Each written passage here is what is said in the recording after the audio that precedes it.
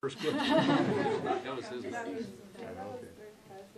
My question is more about, I guess, the inner politics. I'm writing my thesis on immigration, and America is a country of immigrants, and that's for sure. But lately, there have been some demonstrations. Maybe this question is more to Senator Kyle concerning the protest in Arizona, and I was, and also the literature on immigration concentrates a lot on the threats of immigration, not only to the economy or to the identity, but also to the inner security of a country. So I basically had two questions. What do you think was the key indicator behind the protest? And the second one is, what does the country do to avoid threats like that? No country is truly sovereign if it can't control its border.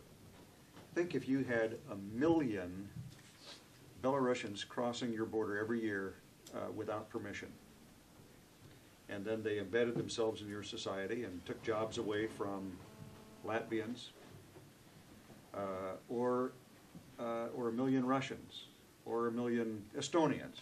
So we won't pick on any one country. It's not good. Now the truth is that there isn't that much of a national security threat from that. It's always possible, and it's always it's a reason to have a secure border. But in our case, by far and away, it's the drug issue, the smuggling of drugs in, and the smuggling of people who want a better life for themselves, although about 15% of these illegal immigrants are criminals. So about 15% are criminals. The other 85% just want to work, and they come from very poor countries like Guatemala and El Salvador and Mexico. But the United States has to have a secure border. We can't have 1 million people coming in right now it's about 500,000, without coming through in a legal system. Yes, we're a country of immigrants. Almost all of us grandparents came from another country, mine did. But we're also a country of laws, and you cannot have a functioning society if you allow laws as basic as this to be violated. What happened in my state of Arizona borders Mexico, and we have about half of all the illegal immigration come through our state, and it's been harmful. And the people have gotten frustrated that the United States government in Washington has not done its job in securing the border and in making sure that illegal immigrants don't get hired. So our state legislature passed some laws to try to deal with that at the state level. And I totally understand their frustration. We should have done that at the federal level, but we didn't. So the state government did it. Now, people protest that. They say you shouldn't do that. Well, why not?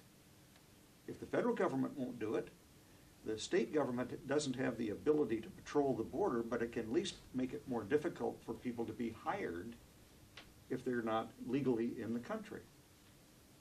So the law may not have been written as well as it could have been, but anybody that says that the state shouldn't have the ability to protect its own territory, if the federal government won't do it, I think has a different agenda. We are all in support of immigration reform in Washington, and the reason it hasn't happened is that you have two political parties that have two different points of view, more or less. One party would like to see a more secure border and then deal with the other problems that exist. The other party isn't that much interested in securing the border, or it would have been done by now. So Senator McCain and I, we're the two senators from Arizona, have introduced legislation to have Congress appropriate the money to do the things necessary to secure the border. If we can achieve that, then there will come a time when we can solve the other problems, including the status of 10 or 12 million people in the United States in the country illegally. That's how many people are in the U.S. illegally today.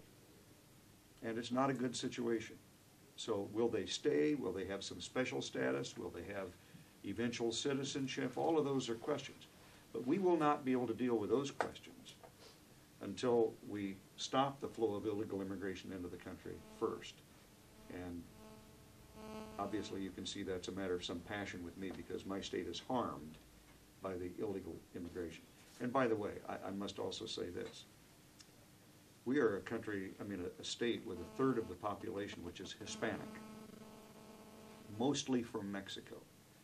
Our culture is deep and rich with that,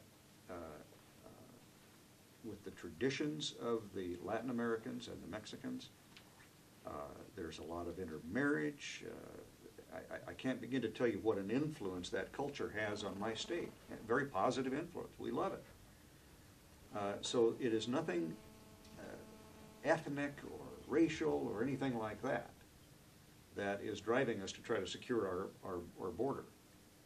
It is simply a matter of enforcing the laws of the country so that everybody can live together under the rule of law.